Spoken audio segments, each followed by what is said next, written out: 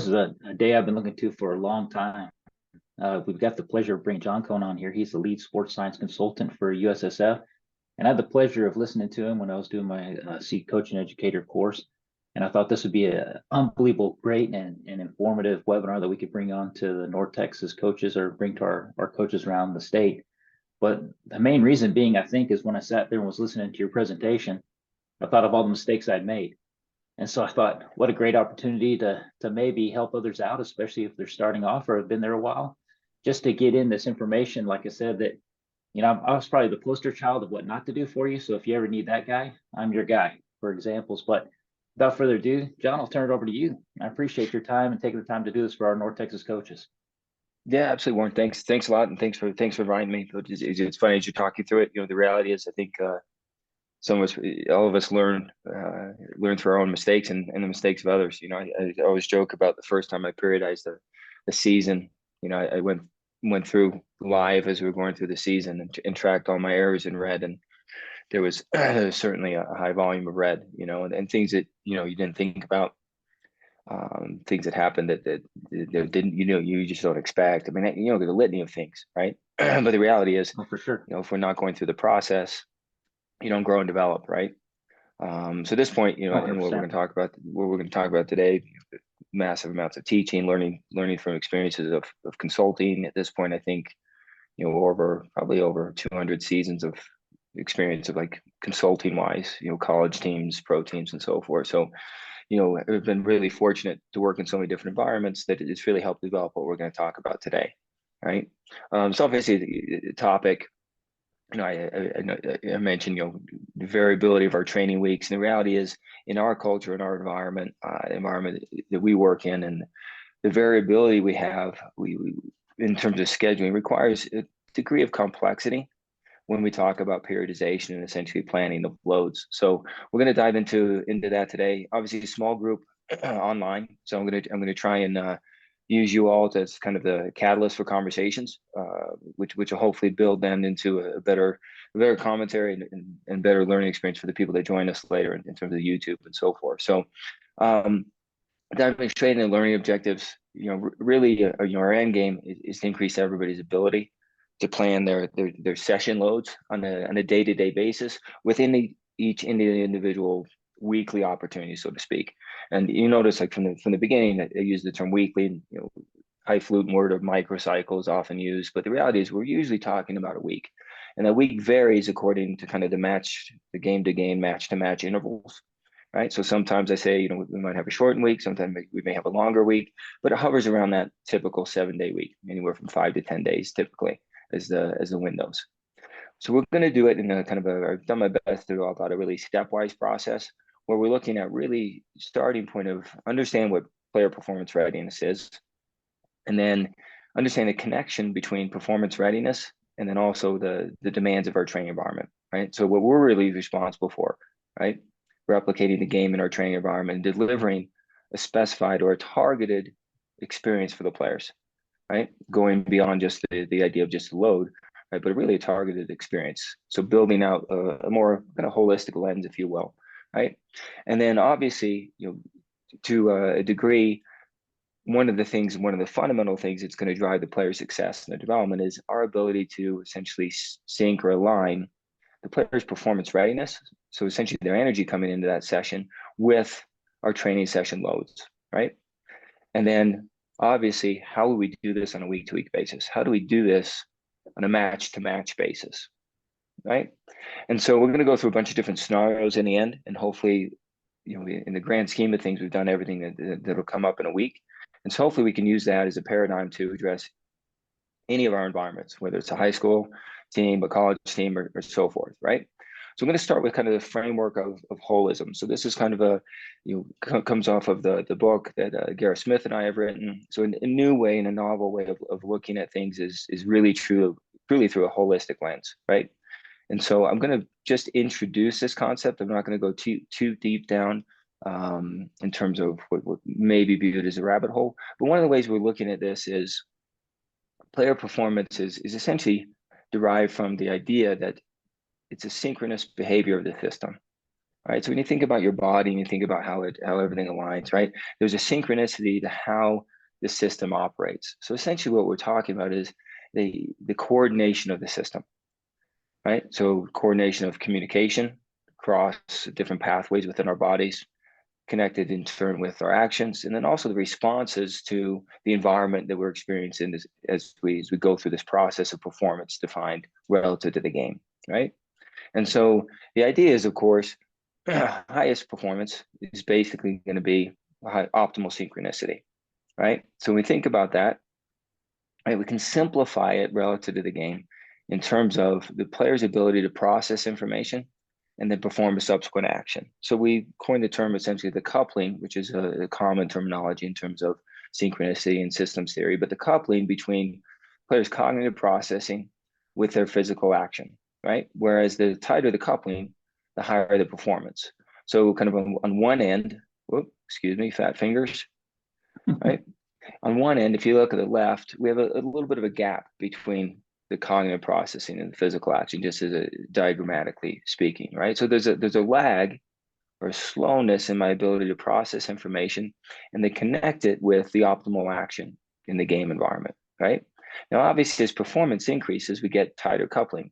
As synchronicity increases, we get tighter coupling. So that's what we're talking about in terms of synchronicity, is this more tangible layer of the coupling of cognitive processing with the subsequent physical action.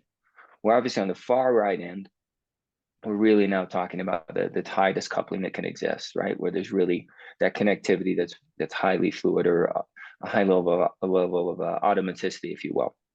So as we think about this and we think about the process of player development, the end game for us as coaches is the reality that the player's performance development, their performance developing over time, right, is the product of their experiences in terms of two primary reference points. One, of course, and the easiest one to quantify, and it's been done in research, is, of course, the quantity. The more time you spend doing something, the better get at it.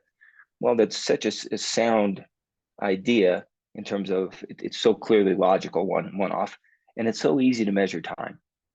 It's much more difficult to measure quality. And that's really, I think, the part that we have to now start to target as coaches more specifically. Because in the end, of course, the player's development is some of the product of the interaction of the quality of their experiences. So we end up with essentially two elements that really have to be connected to the player's training capacity on a day-to-day basis, right? Or the capacity that we target on a day-to-day basis, I should say. So on one axis, we have the quality. On the other axis, we have the quantity, right? As we alluded to before, kind of on a day-to-day basis, the players come in with a given amount of energy. You know, we've used the term readiness, or in this case, performance readiness. So when we think about this, what we want to do is we want to optimize that energy. We want to use that energy to optimize the player's experience in terms of our training design. So readiness is the primary connector, where, of course, the higher the readiness, the more the player can do. But then also, the more we can stretch them to think, the more we can stretch them to experience the game in an accelerated way, for instance, right? And that's where, of course, when the player's readiness is highest, we're looking to maximize both the quality and the quantity of the player's experiences in our training environment. So in this way, we start to develop a paradigm, right, that really connects the player's experience to our training activity design. So the performance readiness piece, right, is really changing. It's ebbing and flowing, if you will, in reference to time. Now, we most significantly focus on this around their response to the games and the response to training. It's important in this conversation, though, to also highlight there's mediating and moderating effects, right? Or moderating elements, right? So you end up with sleep, nutrition, hydration. All of those elements will cause changes over time in those players, right? But in the end, and of course, this is real data from an individual player participating in one of our environments within the country, right? And you can see the ebb and flow on a day-to-day basis. So each dot represents their readiness. So on the left-hand vertical axis, we have a readiness score, the low end 60, high end's 100 in terms of the graphics. So I pinched the data, so it's a little bit smaller, easier to access as it's bigger, right? But what you get is on a day-to-day basis, each one of those dots represents the energy level of that player, the readiness, right? Now, at the individual level, you can see there's two bands. So the player's mean is the center of those two bands, right? There's standard deviation plus or minus 1 is the darker two bands. Standard deviation plus or minus 2 is the lighter of those two bands. So you can see the ebb and flow of that player over the time course of that season. Now, when we connect this to training environment, obviously the higher the readiness equals the higher the ability for the player to train. So we have a higher training capacity at that individual level, whereas the antithetical, lower readiness, the lower the training capacity. And then obviously we have points in between. So when you think about it, readiness is very much existing on a continuum, but it's also an individualized continuum where every player, even within a team, even though we periodize at the team level, there's going to be differences within individuals. So the idea, of course, this is, can we identify when there's a problem with an individual? So for instance, within this individual, you notice their lowest point here is where they're over 2 standard deviations below their average, right? So that would be an example of a player being potentially outside of something we might expect, just as a component to highlight in terms of readiness. So when we think about this, we're working always on the team level. So when we think about this relationship, we need to have a continuum of loads, right? That essentially characterize the connection between the quality and the quantity of what we're trying to do in terms of training design, players' experiences in our training activities and our sessions, relative to their performance readiness. And so to effectively address all the dynamics that we have in our environment, right? We don't often play games on a week to week basis in a lot of our systems, right?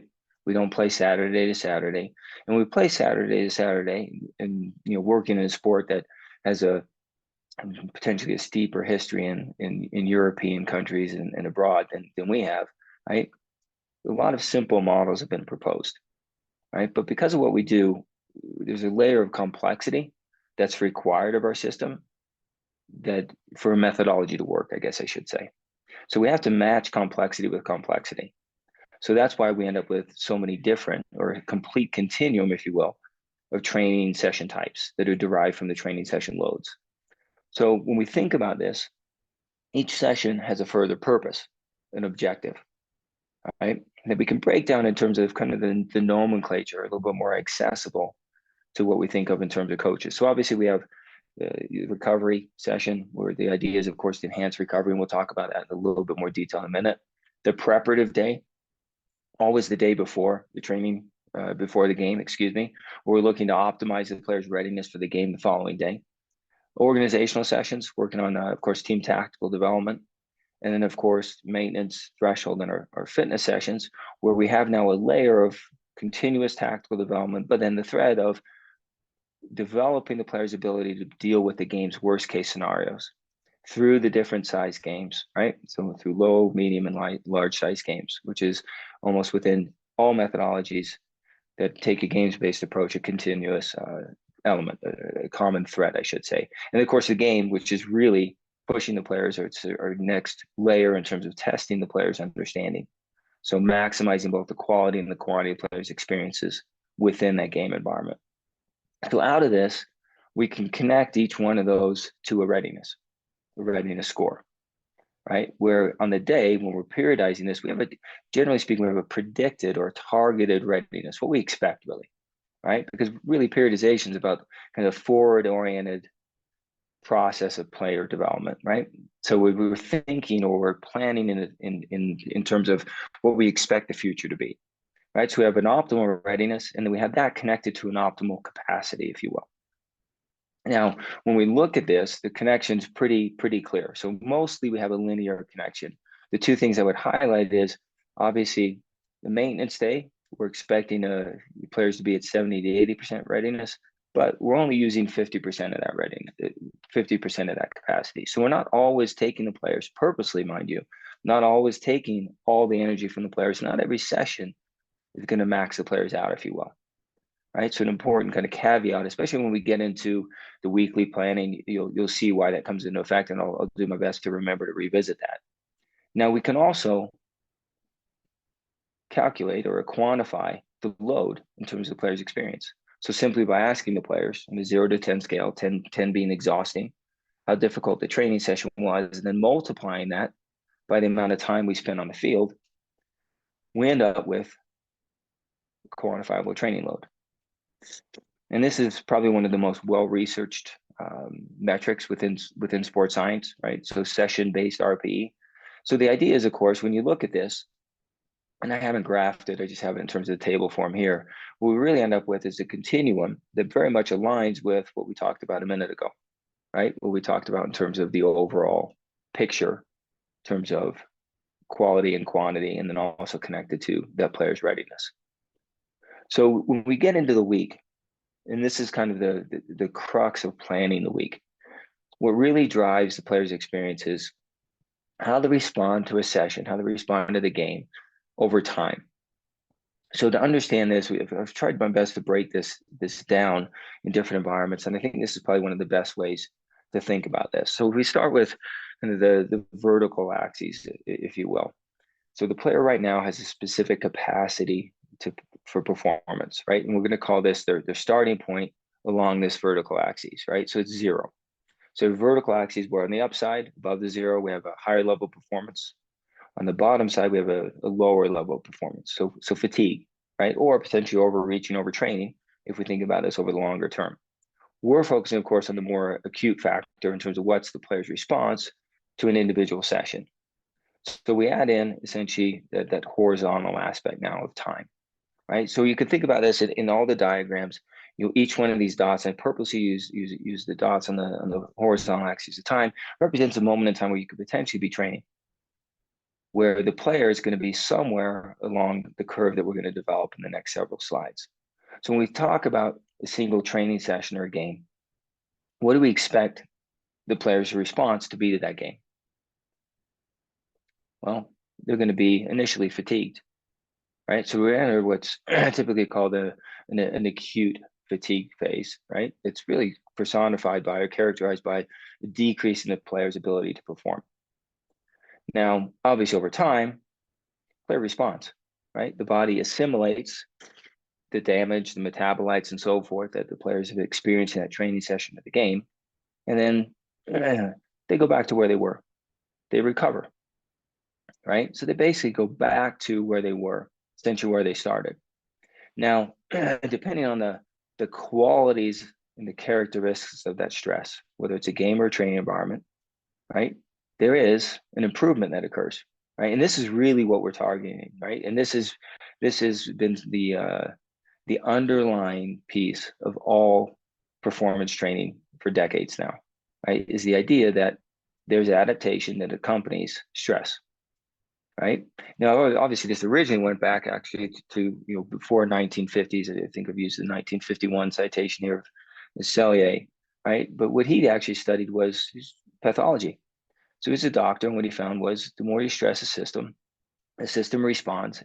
And if the stress outpaces the system's ability to respond and adapt, you end up with illness, right? And out of this came this idea of stress and adaptation, because if the body is able to adapt and the stress isn't chronic, we get improved performance, right? And that's really what we're talking about doing as coaches, right? We're talking about trying to improve our players over time. And so to effectively do this, we have to optimize the timing of our stresses, and we have to optimize the quality and quantity of those experiences in those training activities and within those training sessions. So when we look at this, we want to reach a new performance level. If we think about this on a single session basis, and really what we're talking about is a very small impact, right? So we're talking about micro experiences driving micro development, but over time, those micro developments interact with one another, and we start to get increased performance over a longer window of time. But if we just look at it in one moment, what we can expect is now, relative to that peak, that adaptation of players has improved, right? So we end up with a slightly better performing player.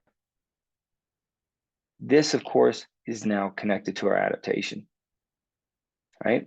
Adaptation being connected to time. So time, or this experience for the player, in terms of time and adaptation, is primarily driven by how difficult the training session is, the training load, if you will. So the bigger the load, the longer the time to adapt. The smaller the load, the less stress, if you will, the less time it takes to adapt, but also the lower the performance increase. So obviously, the bigger the stress, the longer time to adapt, the longer time to reach that new peak, but also the bigger the peak, the bigger the gain. It just takes longer to get there. So we have to consider what's optimal for the players in reference to all the individual options. And that's where the complete continuum of the training loads comes into play. So when we think about this, we think about connecting the quality and the quantity of these environments with this continuum. We now have to build in the concept of each one of those training sessions being connected to an adaptation window, adaptation time. So we're back to our axes, and we'll start with the game.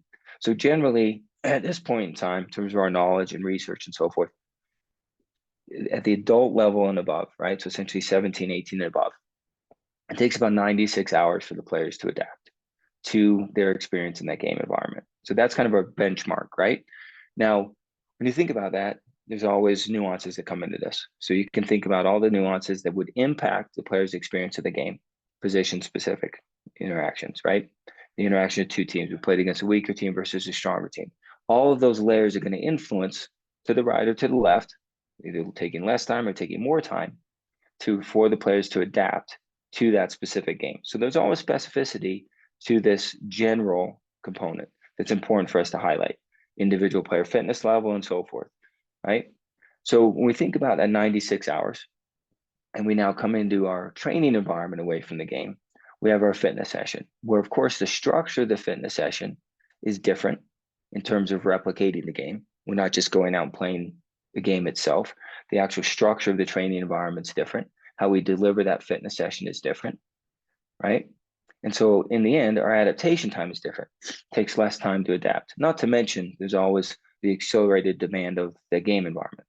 So off of that fitness session, we're talking about 72 hours of adaptation approximately. Now we come down and load again, right? Now we're talking about 48 hours in terms of the threshold session. Maintenance, taking approximately 24 hours.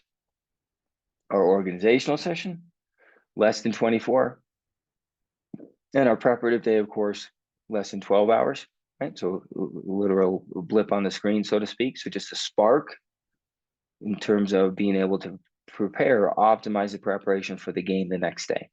And then, of course, we have our recovery session, which is meant to facilitate the player's recovery from either a fitness session or a game. So essentially to shift this curve to the left.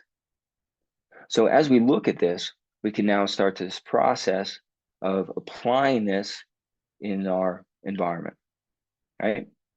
So with a complete continuum, as we talked about here, we can look at any individual week, and planning that week becomes a matter of thinking about the adaptation time and connecting the adaptation timelines from the game experience to then decide what training sessions, what loads you're going to use when on each individual week to optimize the development of the players within this micro window of one game to the next.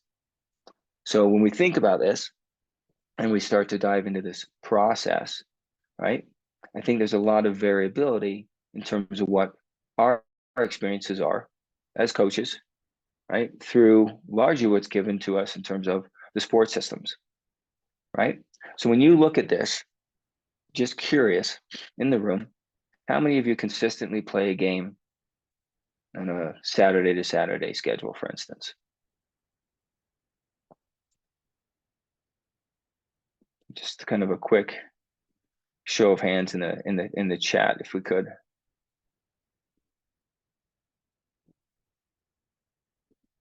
Not happening too often would be the truth, right? So I think we had one person say it was out of the group, two potentially that are saying this is something that happens consistently, right? So the reality is we have to use the framework to decide what we would do relative to a large number of different variations. And that becomes a challenge, right? So inevitably, we move away from a window where we have a long window of time to effectively impact the player's understanding and development. to decreasing the game-to-game intervals, it becomes increasingly challenging for us to accomplish much in terms of influencing the quality and quantity of those players' training experiences, right? So the games start to drive development. And so in terms of effectively managing this to make sure the players are prepared to perform, learn, and develop through those games, we need to optimize our methodology. So as we look at this, we consider where we are. We're going to start with what's arguably the simplest. And I say it's simple in that there's really only one or two choices. So just going to put it to the group, right? And we'll use chat to do so, right? What would you plan on day one?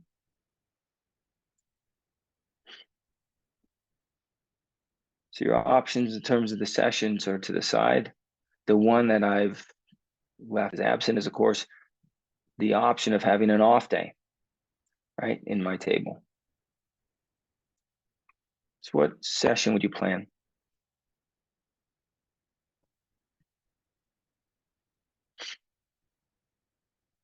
So recovery or prep, right? So small difference. I think in this case, Anthony, this is good because the reality is to optimize the preparation for the players in game two, you got to do a recovery session, right? So in this instance, to essentially optimize game readiness or ensure, well, you can't really ensure game readiness because you have two games in such a short time window, right? We need to make sure we're facilitating the players' recovery from that first game, right? So that they can, in effect, survive the next game. Now, obviously, when we think about this, we think about the different environments that this occurs in, right? What else is available to us in terms of managing the players in this window of time? Outside of training loads and optimizing the singular factor, what else should we be considering doing as coaches when we have two games within 3 days? So I'm going to use chat if you guys don't mind, or you can feel free to unmute yourselves because it's a relatively small group, right? What else? What else are the tools that are available to you that would help manage the players in this window of time?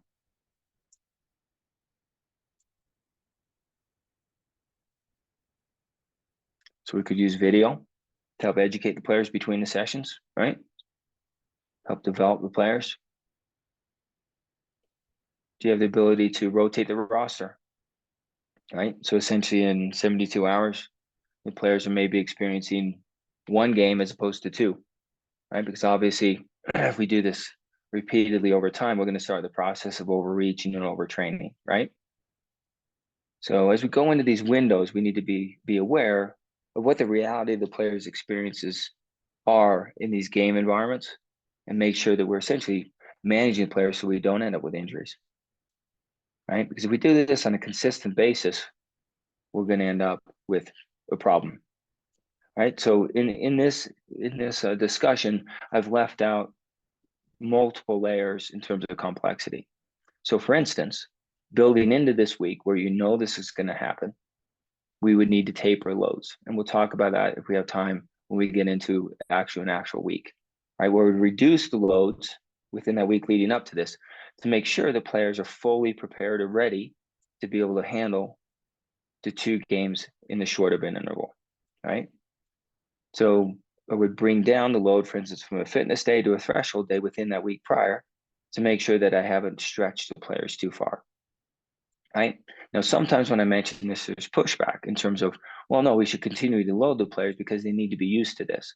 Well, the reality, this is pressing the players so far beyond what the body can adapt to, right? That we need to be aware of that. So instead, yes, we need to increase the players' fitness level. We need to develop them over a long period of time to be as resistant, resilient as possible through developing their fitness and so forth, right?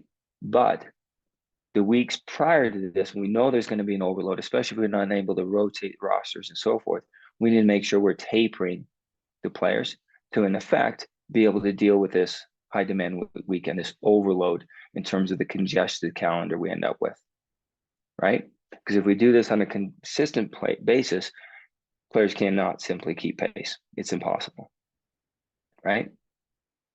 So yes, fitness will help, but we can increase fitness, and we shouldn't be so anxiety riddled to try and do it the week before, because we simply cannot develop fitness that quickly.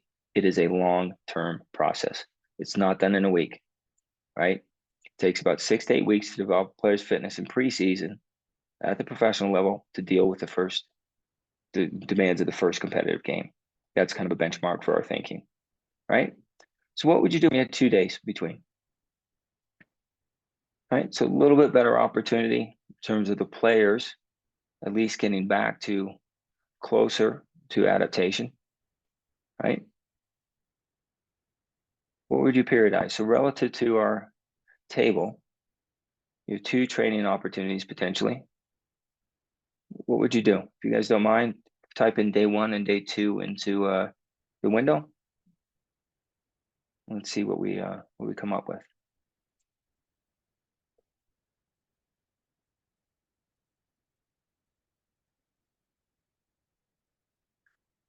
So Warren's gone with recovery organizational. I know there's other people on the call besides Warren. I love Warren for interacting.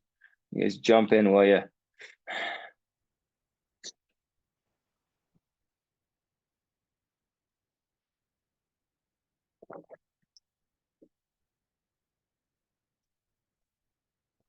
Recovery and prep, right? So relative to where the player is on the curve, right? We do really end up with something along the lines of a recovery and a prep, where again, recovery meant to shift the curve, right? Help the players adapt quicker. So I keep mentioning that to you all, but one of the things I think I need to emphasize is we're not talking about shifting the curve a day, right? So if we do a really good job with recovery, facilitating the player's recovery, there's a lot of different ways to do this. I'm not going to go into the nuances of it just because of time. But what we're trying to do is influence the player's adaptation time. So we're trying to shift it to the left. And we can usually get somewhere between about 8 to 12 hours at most, right? But when you think about this over the time course of a season, even a highly congested season, right? How that's going to benefit the players, right? We're going to decrease the muscular adhesions, for instance. We're going to decrease the overuse patterns. In turn, just that movement-based component, right, is going to decrease the number of overuse injuries that we're going to get in our environments. So we really have to consider how it connects both in the short term, but also the long term, right? But most of the time, if we do things right in the short term, the long term is taking care of itself. Now, let's go to 3 days between, right? Now, one thing I want to highlight as we go into this while you all are thinking, so if you guys don't mind, type in day 1, day 2, day 3 in terms of making the plan here for us. But one of the things I want to highlight when I was developing this out, I purposely was trying to give everyone a paradigm for all the different situations and scenarios that would happen up to a 7-day calendar, right? So in turn, we can hopefully give you something that's highly useful for you in your home environments, something that you can then step out and apply, right? Thoughts? Day 1, day 3, recovery, organizational prep. Good. Anyone else?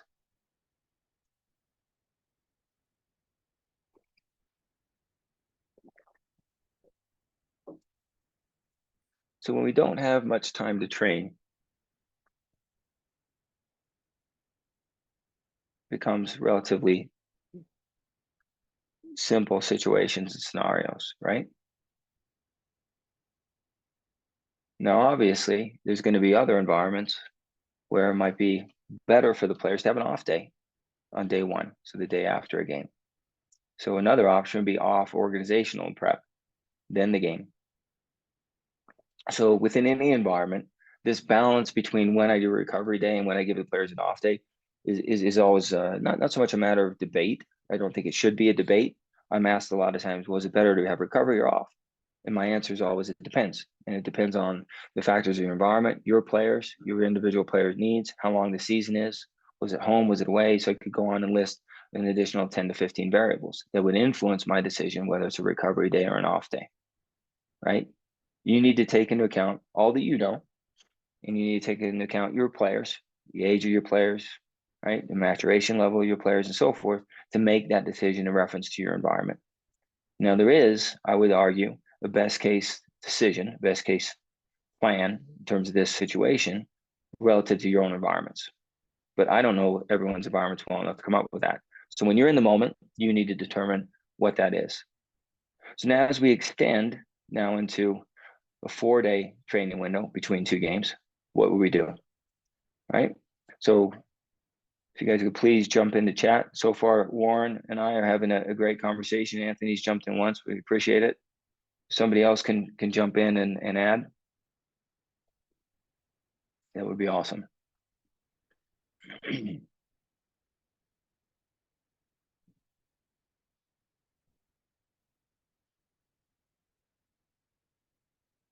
So as you focus on it, connect the player's readiness to their needs. But then also as you do that, one of the things we're thinking about is, well, all that adaptation time from the prior game is graphed here. We also have to think about the player's development for the next game, right? So anytime we're looking at this window, especially when it opens up like this, and now we actually have training opportunities to develop the players for the next game, we always have to think forward to where the players are in terms of that next game, what we want their adaptation to be like. So what can we do within that week? So Rafi, recovery prep, organizational. One thing I would say, think about Rafi, think about that preparative day and go up to our objectives in terms of preparative day. So the idea is ensuring game readiness, right? So even though it's a low training session, so you're getting that aspect 100% correct, right? The purpose of that session is really meant to be arrived at on the day before a game. So it's kind of, I always tell people when we were talking about this on the courses in particular, right? Recovery day's a gimme, it's the day after a game. A preparative day's a gimme, it's the day before a game, if you train on those days. So when we look at this in terms of the week, one option, right? Recovery off, organizational, preparative, and then the game, where now we're giving the players, or we have the ability to sneak that off day in there, right? Other option, right, would be, of course, having the off day, then the organizational day, and then your maintenance and your preparative day, and then the game, right? So arguably, one thing we could do is we could also go third situation. I chose two just for space, right? But we could combine what essentially Warren has put into the chat, where he has the maintenance prep built in, right? So we would do that. We could do recovery off and then change day 3 to maintenance day. And then we have the prepper day on day 4 and then the game on day 5. So that's a third option for everyone in the room, right? Now, again, all of these are relatively equal, if you will, right? All of these are good options, and the best options determined off of your environment.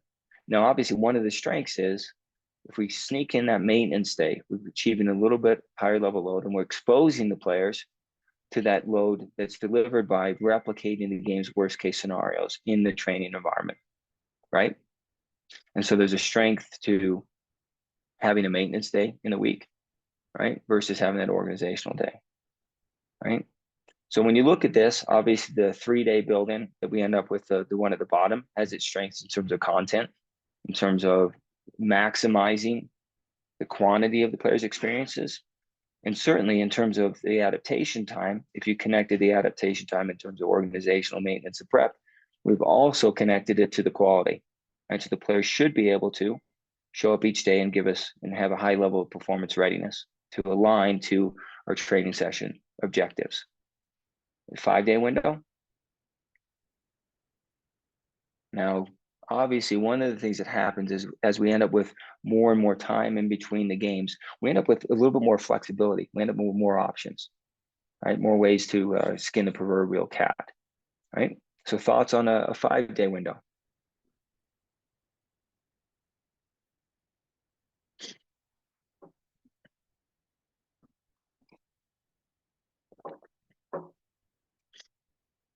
So good. Warren brings in a good one, off recovery, organizational. So I want to highlight one thing in terms of timing of recovery.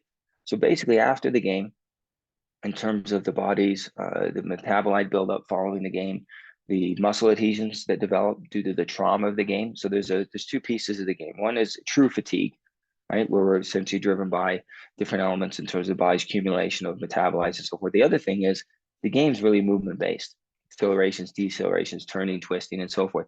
That causes muscle damage, right? We can best influence the player's recovery process in the 24 to 36 hours after the game. After that, they're on the upswing.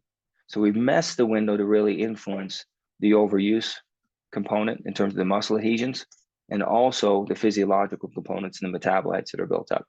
So typically, that recovery day, if we mess it on day one, the players are on the upswing, we'll do an organizational session. If you go to the training load diagram when we're done with this, right? It's essentially the organizational session is just above a recovery session. So it's just a little bit different in terms of content and objective. So here's one way to skin the cat, right? Recovery off, threshold day. So now we have the ability to push a little bit of load. If you recall, the threshold day is a 48-hour adaptation window. So by that day before the game, the player should be fully adapted to that load and be prepared for the game, the preparative day. Other option, we could go recovery off and then a fitness day, right? We're pushing a little bit in terms of load. And then our day 4 comes down in terms of recovery, and then a preparative day, and then end of the game. So both, right, have their strengths. Obviously, the tandem of a threshold day and an organizational day potentially allows us to deliver a little bit more tactical information, right?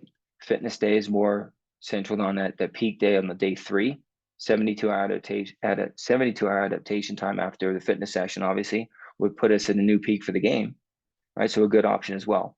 And then a recovery day, of course, the day 4, so 2 days out of that game to make sure the players are actually adapting in time for that game, right? So strengths and weaknesses of both situations, right? And again, one's going to be best for your situation, your environment versus the other. And one may be better one week and one may be better the next week. So you have to make these decisions.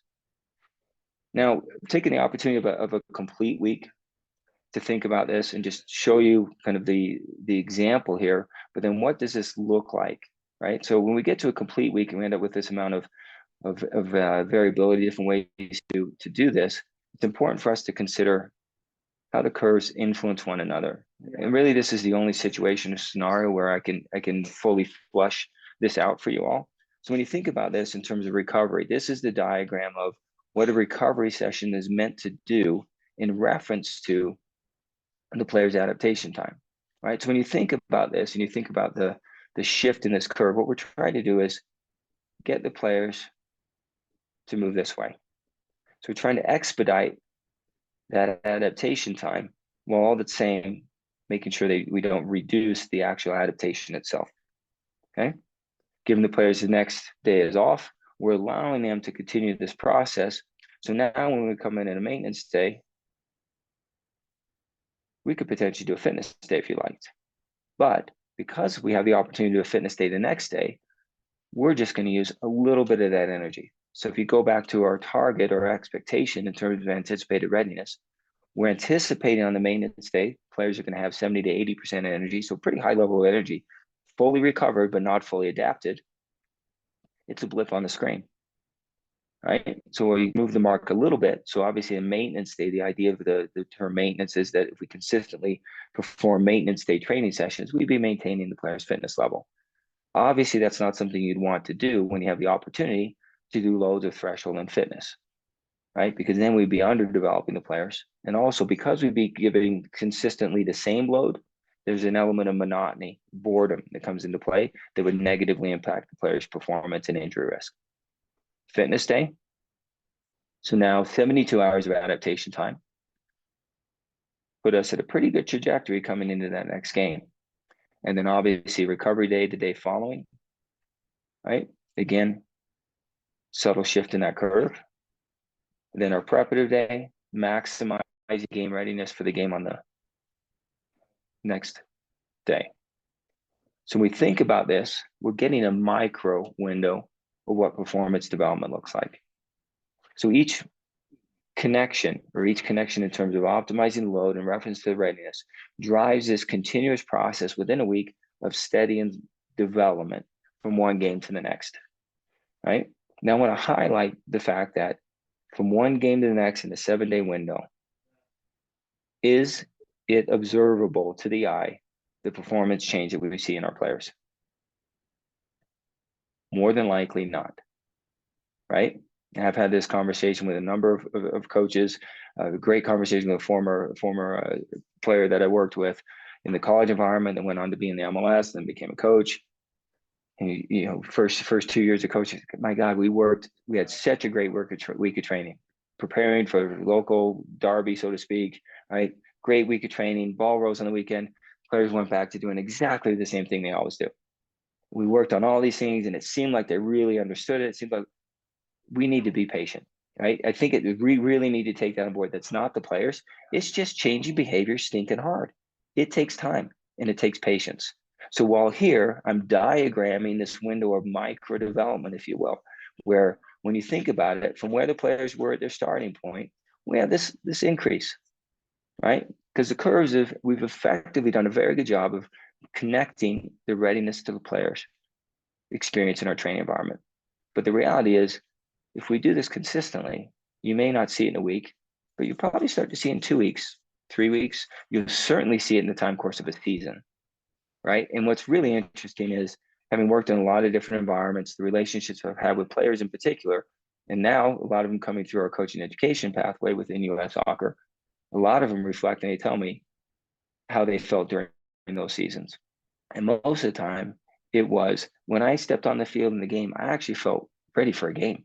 I was never worried about being injured. I always felt fresh. I always felt ready, right? And that's, for me, that's excellent anecdotal feedback. Now, how can I do the research that actually quantifies that effect, right? Because this paradigm is a little bit different than probably what all of us experienced as players back in the day. It's certainly a lot different than what I experienced, right? So that's been a big catalyst for myself in terms of education and coming down this pathway, right? Is trying to help everyone else optimize their environment and help players avoid essentially the injuries that drove me to become a sports scientist at a relatively young age, to get impassioned by this, first enter coaching at 24 because of injury, right? But then also be lucky enough to be able to chase after an education in different environments that I worked in, right? So really fortunate in that my passion aligned with the luck of being a coach in the environments I was in, right? So I hope this helps everyone in terms of now having a paradigm for thinking and thinking about your players' development in reference to your own environment. And again, my core objective was to obviously give you some of the theory, but not go too deep in the theory, but really hit the practical piece in terms of connecting those training sessions to those really high variability situations we have within our sports systems. So I want to thank everybody for obviously your time. I tried to leave us a little bit of time for questions at the end. I think I did a relatively poor job of pulling people into the conversation. So my apologies to those of you watching the one-way dialogue on YouTube down the road. So Warren and anybody else would be happy to revisit any information and answer any specific questions relative to any environments or anything that you all might have. One thing that stood out to me, especially within the community that we have, so we have between the recreational coaches who, maybe the first time they've actually come into training at the grassroots level, they're given maybe 1 to 2 practices a week, and then they've got that weekend. Yeah. And so if we look at those 1 to 2 practices a week and we talk about load, I know that sometimes we equate, quality with kids walking off the field where they can't even breathe. I don't know, kind of thoughts to that as far as you look at the weekly cycle for that. Yeah, so let's go back to that week, right? So if we look, just hit it. Let's go. Perfect. So if we go back to this week, and we think about those individuals playing or training environment where, in essence, they have more training opportunities, right? That would really be the play, right? So let's get rid of all my curves. So when we think about this piece, right? So if we ignore this, we say, okay, well, my training opportunities within my environment are day 2, right? And then they're also day let's go with day 4, right? So within that environment, right? And one of the things I'm gonna pause right here is I'm gonna explain it based off of the concept that it takes 96 hours for the players to adapt. Now, the reality in the grassroots environment, if I'm working with 10-year-olds, right? Right. 48 hours after a game, they're gonna be flying, right? They're gonna be flying. They're gonna be so. Now, this is the complexity piece. Where here I've broken it down off of the adult level because this is where we have the most information, the most data that would really drive a solid methodology like this. Now, in theory, and this is what when we get into the details, is we have a different paradigm that's built out for every different developmental window, right? So we have to talk about this in terms of, well, when we now shift from the adult player down to the 15s to about 17. So obviously there's variability. I say developmental window because time doesn't do it justice because everybody experiences puberty differently, right? Mm-hmm. So generally speaking, we end up with a continuum. So we shift from 96 hours adaptation time, then we go to 72. And as the players get younger, we go to 48, right? At the youngest ages, like I have a kid 6 years old, right? At 6 days, 24 hours later, they usually feel pretty good, right? So that residual is much less, right? And the training and adaptation is different. And so here I'm just going to focus on that 96 hours for simplistic reasons, right? Oh, perfect.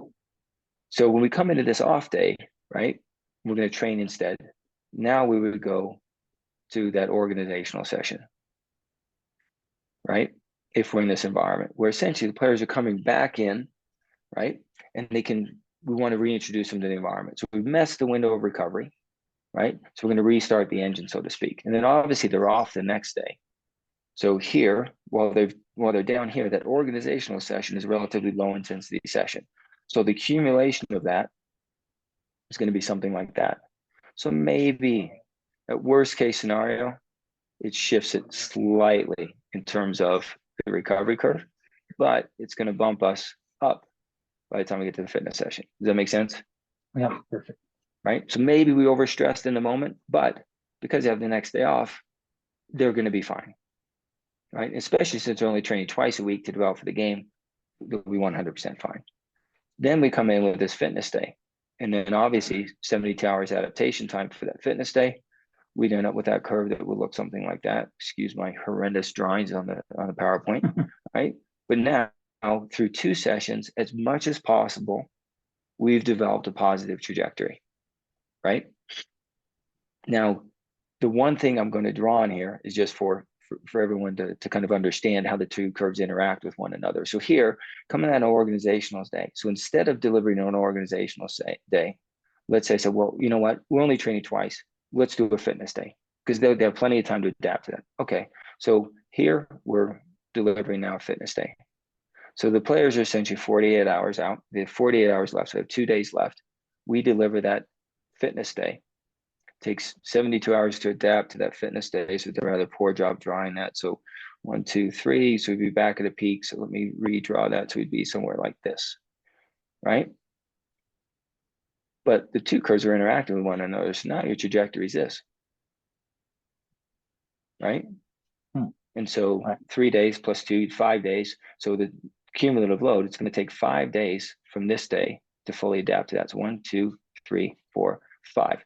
Perfect. Just in time for your game on day 7. Except now you can't train the rest of the week. Right? Right. So you've chosen to overload. This is the problem. Right? So one of the things we want to optimize how things interact with one another. Does that make sense, Warren? No, it makes perfect sense. And so one thing that's striking out to me too, and just kind of looking, I'm going to change the question a bit as we start to look at our elite level club players / high school players, especially this time of year. Yeah. You know, obviously looking at this chart, man, if you're playing, you know, a game on Tuesday, Friday, then weekend games, then there really is no other time for anything else. The kids aren't allowed to recover. And so 100%. And that was part of my rationale in terms of piecing this presentation together the way I did, was going through and saying, okay, well, this is my Friday to Sunday or what have you, right? I know they don't play on Sundays, but we come with a, it's Monday, Wednesday, Friday game or something like that. Well, this is all you can do. So, and it's funny because I go back to when I first started periodizing college teams, right? And I say when I first started doing it because coaches were actually in the 15 years since I started doing that, really, well, it's been 20, but really started to deep dive and work with a large number of teams about 15 years ago. Coaches have become so much more educated because the first question out of most coaches' mouths when I periodized the season was, "There's no fitness days. Where are my fitness days?" Are you kidding me? You're playing a game. On average, you're playing a game every 3.2 days. Your fitness days are your game days. The only part of your plan that's going to be fitness days are the kids that aren't getting games. They're going to do fitness days, but everybody else, it's an impossibility, right? So when you piece this together, and this was again the rationale was in any environment you could literally piece together any window that you have within the different paradigms we've presented today. That was one of the objectives. Now again, when you get to those 6-day windows, 7-day windows, there's more flexibility. Even here, right? There's a little bit of flexibility. So I could choose take this as an off day instead of having a recovery day. Right? That might be the best situation, right, for your players. Right? Oh, that's interesting. So for me, I mean, obviously, and maybe this is something we do down the road, Warren, is we have a conversation that's specific to if you coach under 9, let's do a conversation about how you plan a week and how you plan activities within the week. Right. Because I think that's the challenge for me is always when I teach and courses and so forth is to hit everybody's needs is an impossibility. Oh, right? for sure. Because of time, but then also because of complexity. Like here we wrapped our heads around one core developmental window, the adult, right? In part because it's where the data is most solid, right? But then how do we then go down to all the different other ages and really optimize everyone else? Because the reality is that's where I mean, for me, that's where my passion is, and that's where I want my attention to be. Oh, It's no, just for sure. That makes unfortunate that it hasn't been where I've been able to spend most of my time, right? Yeah, no, that makes sense. Yeah, I think about me. Boy, I take that one game, it'll probably be a 3-week recovery time. I may never come out of the trough, but I tell you, so it's funny because I said to my wife that I feel like my body felt better when I was diving around all over the place and hitting the ground 100 times a day. Because now I do mostly, old age, I do mainly like running and cycling and stuff. And because I do primarily just straight ahead work, my hips hurt, and so it's a strange thing how your body adapts over time, right? So I think you're going back to the paradigm in terms of the age specific or developmental specific periodization. The real premise is this: as we grow and develop, our bodies are changing, obviously, right? So there's all right. these elements in terms of growth, maturation. But the other thing that's happening is the players are getting better at playing the game. So as you Oh, grow and develop within the game, you do more high intensity running, you do more sprinting. So the load itself, what I'm experiencing is going to be progressive because I'm getting better at playing the game. So even as I go from 14 to 17, right, that shift in terms of now having maybe 2 or 3 years, depending on when I hit peak height velocity. So the time where puberty really hit me and I grew my fastest, right? right. I'm experiencing being an adult, growth hormone, testosterone, more muscle growth. I have biomechanical change. So I'm getting faster playing the game. My biomechanical change, right? More muscle, bigger bone mass, right? Larger person. That actually creates more mechanical load. Again, that's going to take longer adaptation time. So there's a lot of nuances that are driving the paradigm for needing developmental specific methods in terms of this. I've developed them out as a part of Gareth and I's work. But I always, unless we go into a specific developmental windows, it's much, much too difficult to tackle in one call, right? No, that makes sense. And then the only other last thing I can think of is just, and I'm sorry for talking. I hope somebody else has a question. Jump in, please, and interrupt me. But one thing that I was thinking about too is you take that weekend. So we've got those crazy tournament weekends where kids are playing 5 games in a weekend. And it almost seems like Yeah. using this, there's a bam, you just get trough, trough, trough, trough, trough. How much time do you think it would take? I mean, I guess it goes relative to age, but to bring a team back or bring a player back to where now you can start get effective training once again. Yeah, so let's delete the stuff on the slide here, and let's say we switch this to a game day, right? Right. And I'm not going to draw the curves just for simplistic reasons, right? Just to keep it simple. So this game, we have 96 hours adaptation. So we look here, 96 hours until I'm at my peak, right? So 4 days. So 24 hours later, I still have 3 days left, right? So I'm still at 72 hours. So 72 hours left on that. Good. So 72 hours, getting ahead of myself. But then we do another game, 96 hours. So the cumulative load from back-to-back games on a weekend, 3 plus 4, 7 days for the players to adapt from this game, right? So Okay. essentially, Yep. due to the cumulative load, those two curves, it's going to take 72 hours for the players to adapt still, right? So we have 72 plus 96 gives us 7 days, right? So it's 7 days for the players to adapt to back-to-back games on the weekend, right? Now, people always, that doesn't seem possible, right? Which I totally understand conceptually.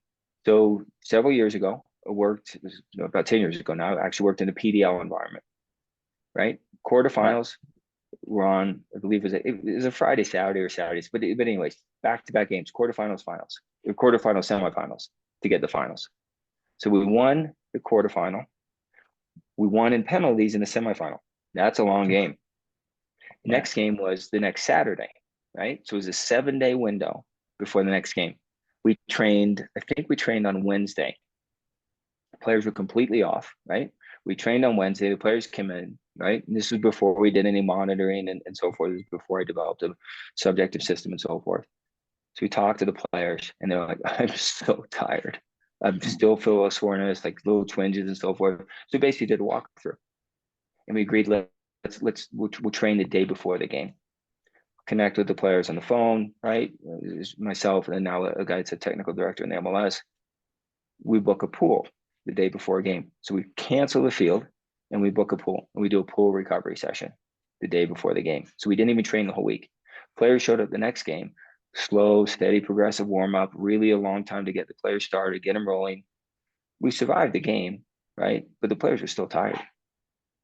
And so when you think Hmm. about it, like this is the true situation we're talking about at the adult level. And it's probably the only sports system where it was existing. And hopefully it's not happening that way anymore. Right. But it was really Right. interesting because the players truly were. It was probably worse than the 7-day window because of the overtime and the penalties, especially. Oh, So wow. it's Okay. interesting, obviously the theory's there, the data's there that drives what we're proposing. But I always lean back on that real life experience and the feedback from the players that it really is a 7-day window, if not longer. Right. Right. So I think when we go into our own environments, 2 games on a Saturday, 1 game on the Sunday, right? We shouldn't be scratching our head in terms of the injuries we're getting. It's a byproduct of some of the issues we have in terms of scheduling, right? Right. And So I think so we have to figure out ways forward, right? when it made the way they reflected, they don't know how to say it. They come back tired and gripey and whiny at that next Tuesday. It may be more of a matter of the fact that they just don't have any energy in themselves. And so now the only way they can respond is by through those negative behaviors. Yep, 100%. And then with that, does anybody else have any questions on? So we don't take up too much of John's time, but man, I appreciate you coming on here and please feel free to unmute yourself. Like I said, these things go a whole lot better with interactive, with you asking questions. And you're not gonna have a better guy on the call than what you got right now. It looks like we've got somebody. Armando, yeah, Armando, I like your question. I think so. We think about like kind of the structure of the game. Like there's certain elements in terms of our activities, the way we think about things is the way we experience them, and then try to apply them to the younger ages. So one of the things I think we have to consider is how can we make the game boil it down to its bare essentials at the youngest ages, right? So my first interaction in this environment, 4-year-olds, right? So even younger than 6, right? Directionality, directionality doesn't exist. Like, I mean, kids should score in any goal he wants, right? But we think like, no, that's your goal. I don't. There's a goal right there. That's closer. Why wouldn't I? So how the core of the game is, if we define the game is spatial temporally oriented. So it's about players interacting in space and time towards an objective, That's the way I would frame it. Now, if we start with like a 4-year-old, 5-year-old, and so forth, right? What about if the objective is anywhere? What about if there's goals in any direction? So starting off in terms of every player has a ball, because it's difficult to share. And so I'm going down to like the bare minimum, right? Every player has a ball. You need to get the ball in the goal, any of the goals, as fast as you can. So now obviously you have maybe 4 players, 2 players, 3 players. So obviously the complexity would grow. More players in that space, the harder it is. So maybe it starts off with 2 players in there. 2 of you need to get a ball in any goal. Here's your ball. Get the ball in the goal as fast as you can. New 2 players are in. Get the ball in the goal. So now they're experiencing that spatial in a simplified way. Then you go to 3. Then you go to 4. So now you have a larger number of players interacting in that same space in a really simple way, right? But the engagement's very high because you think about it, how long is it going to take for that player to get the ball into one of the goals? How excited are they when they get the ball in the goal? Then they get it out, they have a little bit of a rest, they come back in. So now you're creating, the idea is to create an environment where the players are highly engaged and there's the core elements of the game always there. And then obviously, as the players grow and develop in terms of concepts, you can just shift it. So now it's, every player has a ball, but you have to score in the blue goal and you have to score in the yellow goal. And so now we start to orient and so forth in terms of different spaces. Now I have different objectives. I can't just go anywhere. So if somebody's in my way going here in the previous one, I can just cut the ball and go to the other one. Versus now I have to figure out a way around the person, right? And so the nuances, I think when we go down to the bare bones of activity design and spatial temporal interactions, there's a lot of layers that we could develop out in a stepwise manner that make the game really, really fun, right? And also makes it even more connected to the game than the games that you mentioned, freeze tag, your red light, and so forth. Those are very fun, technical oriented games, but they're missing aspects of that spatial temporal component of interacting with other players, even though it's a kind of a passive opponent, right? It's not a true opponent, right? But they're there. They're still there. I still have to deal with them, right? And then we build up to actually be opponent oriented. So I hope that helps. This is, of course, Armando, a paradigm that Gareth and I have been working on for a long time, and we're pretty far along in terms of the development of how we think about it and how we want to do it. So any feedback on those ideas, if we want to connect further on those, that would be great.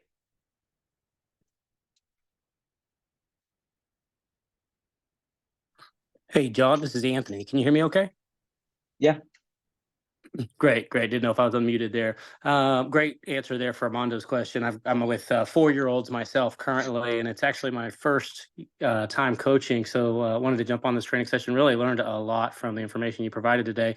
A couple of questions. One, is this presentation available to us? 2, you mentioned a book that you'd written. Can you say a little bit more about that? I'd love to learn a little bit more through that book. And then 3, you had a calculation. And in here, it was an RPE calculation. I didn't quite understand each of the components. I was hoping maybe you could walk me through the components of that load calculation. Let's go to the load calculation first, and then I can hit on the book. Let me see. So I usually have 2 screens presented. There we go. All right.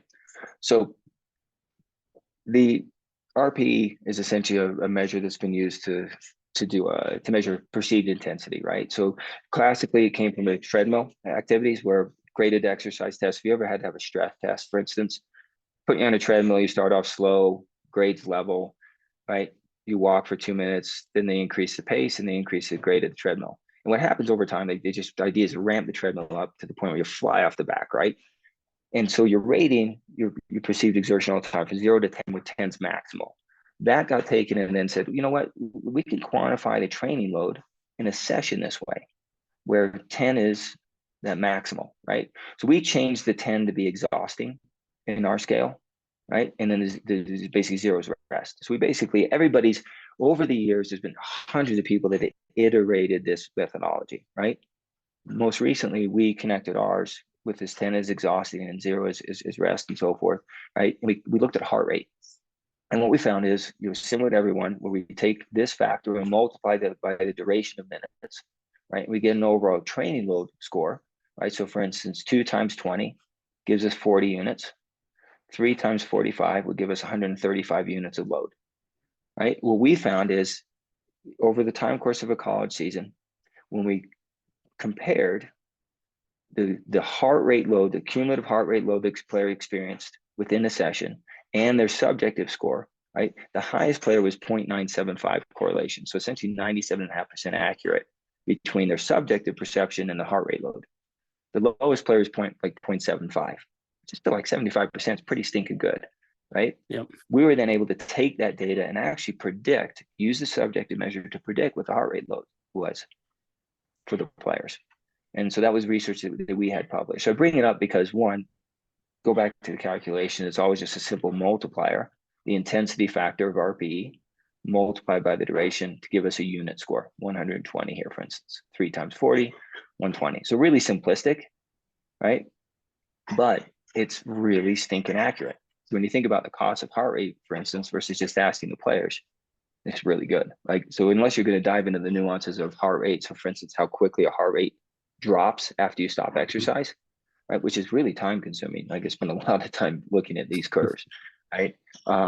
This is a great way to measure the training load, right? And this has been very effectively applied across all endurance sports, cycling, running. It's a classic.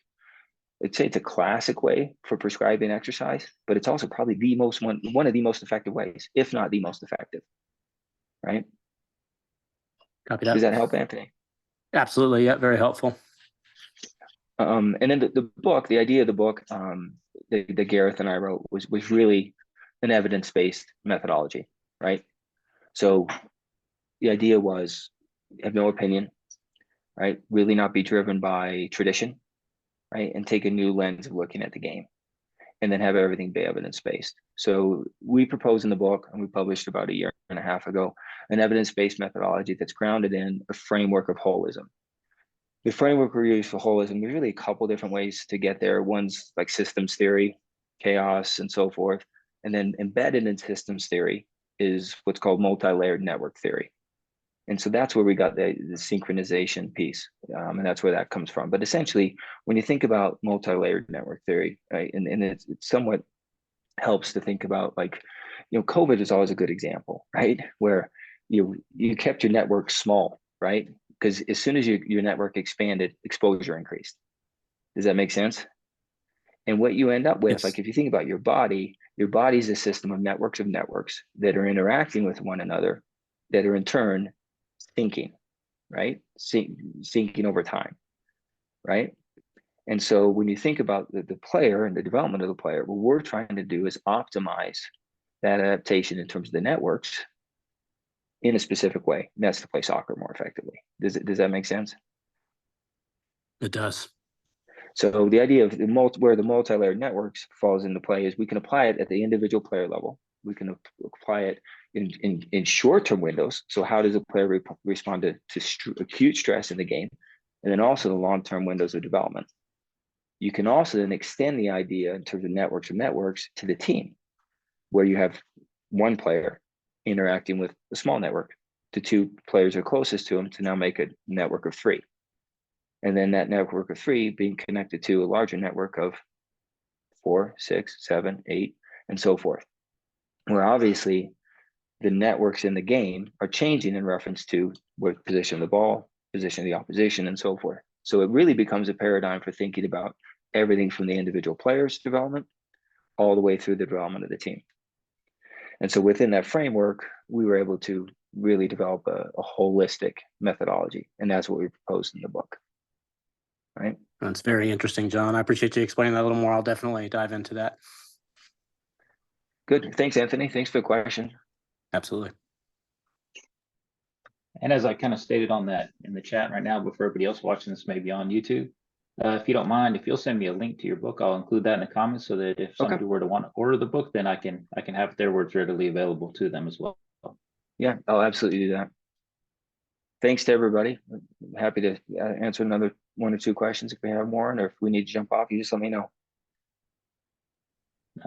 I think we're good to go here. So if anybody else has any other questions, I mean, like I said, you're not going to get a better opportunity than this point. And I appreciate the knowledge. This has been unbelievably interesting. I mean, it's more than lived up to expectations. Thanks, Warren. All right, looks like everybody's gone silent. But with that, we'll close this thing out. We've got our next webinar coming up in 2 weeks. We'll be with Peter McGahey with U.S. Soccer. He's actually the head of the C license. He's going to go over the importance of coaching license and whatnot. And so I want to look forward to bringing everybody back in. But with that being said, thank you for taking your time out of your day to join us and help us out. Like I said, this has been awesome. And the fact that we did not lose a single participant until now says a lot about the presentation you provided and the information you gave and how much it's appreciated. But I want to personally thank you for taking the time to do this for us.